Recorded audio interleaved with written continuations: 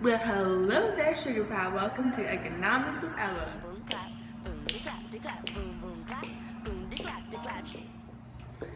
Now, for those of y'all who are wondering who your host is of Economics with Ella, it's Ella.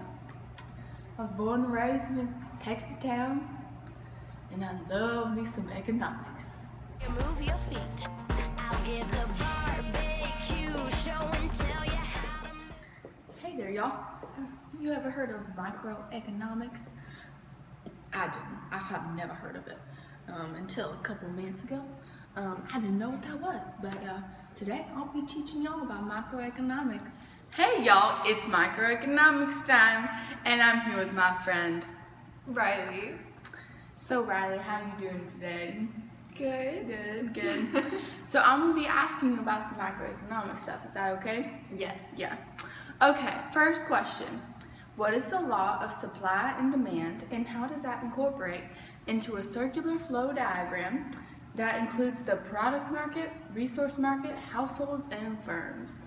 So the law of supply is that as the price of an item increases, sellers will want to maximize their profits, and so they'll increase the quantity offered for sale.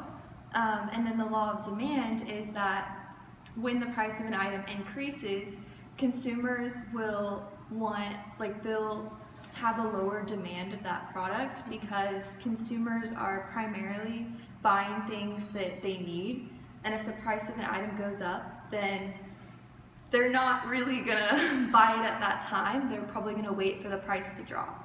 And so that relates to the product market and the resource market, because the product market is where households acquire finished goods and services. And so businesses supply households with those goods and services, and then households pay consumption expenditures or money to businesses. And then in the resource market, businesses demand entrepreneurial talent and the factors of production, and households are the ones that supply them with that. So in return, businesses pay salaries and wages to their workers, and then they pay rent for the space that they have. Interesting. Second question, can you describe the real flow of goods, services, resources, and money between and among households and firms in relation to the role of buyers and sellers in determining market clearing price? Yes. So when the market is at equilibrium, that means quantity supplied equals quantity demanded. Sometimes the market isn't at equilibrium, and so quantity supplied exceeds quantity demanded. Or it can be the opposite, where quantity supplied is lower than quantity demanded. And so in that case, that leads to shortages and surpluses. And so to get rid of a shortage or a surplus, depending on which one it is, sellers will either increase the price or decrease the price. And so in a shortage, the quantity supplied is less than the demand. And so sellers will want to get rid of the shortage by increasing the price. Interesting. Would you say that goods make services and goods also make resources? Yes. Interesting. So I heard you use the phrase quantity demanded and demand and quantity supplied and supply. Can you just parse that out for me? Mm-hmm. So quantity supplied is like the amount of resources, I guess, that are available. And quantity demanded is like how badly people want it. And so if there's a bigger demand for something, then that means that people are going to want to buy it, versus if there's a lower demand for something, it means people aren't as interested in wanting to buy something. Interesting. So I heard that there were 3 forms of business organization. Am I right? Yes. Okay. So what is sole proprietorship?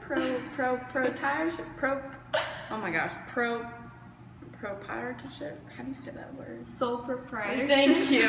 What is that? So, sole proprietorship is where a firm is legally owned by one person.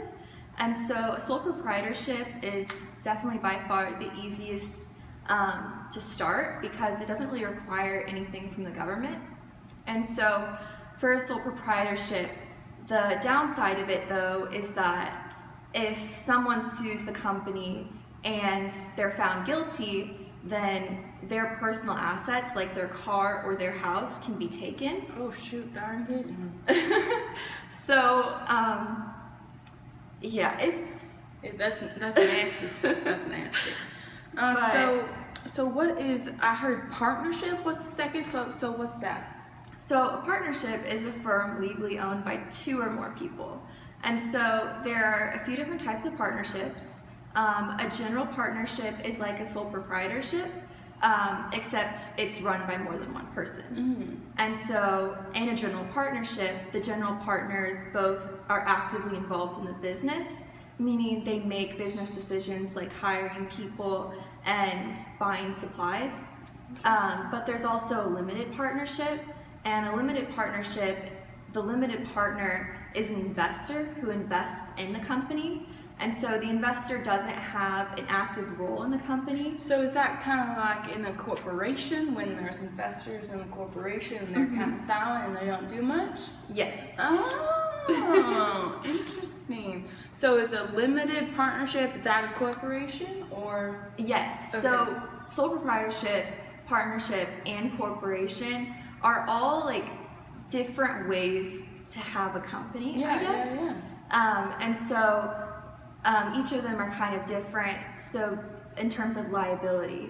And so for a partnership, that is very similar to a sole proprietorship because their personal assets can still be taken.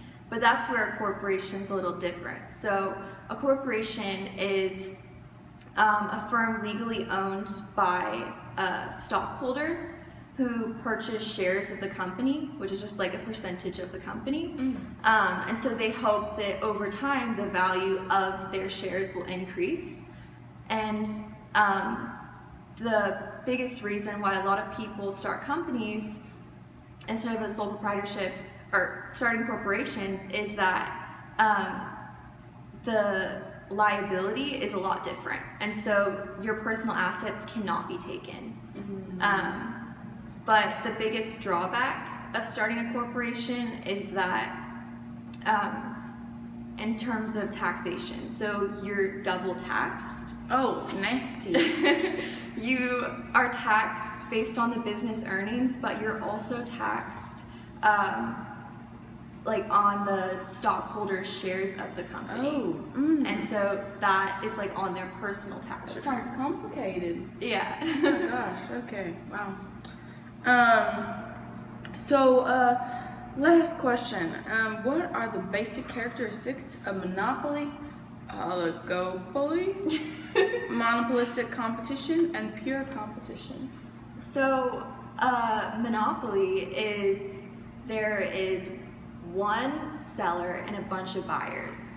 And so, the US government has deemed monopoly being illegal because I guess one example of that is Microsoft versus Netscape. And so Microsoft basically required Internet Explorer to be on computers. And so Netscape is another browsing service. And so Netscape didn't like that because they weren't really getting business. They were going pretty bankrupt. And so they filed a case and basically said that Microsoft is a monopoly. And because that's illegal, you know, the government kind of stepped in and said they couldn't really do that anymore. So that's kind of an example of a monopoly. So what's an oligopoly? Yes, so an oligopoly is the next step in between a monopoly and monopolistic competition. And so there are two or more sellers and still a bunch of buyers. And so as you can imagine... Is that illegal? No. An example of that could be cell phone providers. And so it takes a lot of money to start a company and be as competitive as providers like AT&T, Verizon, T-Mobile. And so it's not a monopoly because it's not one company has control over the whole market, but there are still a few companies that kind of have complete control. Interesting. So you kind of touched on monopolistic competition. Do you want to compare monopolistic and pure? So monopolistic competition is where there are more sellers than there were for an oligopoly, but it's not, there are still some limitations, and that it's not just pure competition where there are a whole bunch of businesses and selling their goods and services and a bunch of buyers. Like, the difference is that for a monopolistic competition, like an example could be hotels, where there are a lot of different hotels, and it's not quite an oligopoly because there aren't just a few that have complete control of the market, but there are a lot more popular ones, and so it's not quite pure competition where they're just a bunch of businesses who don't really have that much control over the price. And so pure competition is like, that's just basically where businesses can charge like their prices. They don't have as much control over determining market price because there's so many different businesses. And so, you know, if some businesses lower their prices, then other businesses might want to lower their prices too to compete. Interesting. Well, thank you, Riley. I think that's all the questions I have for you today. Okay.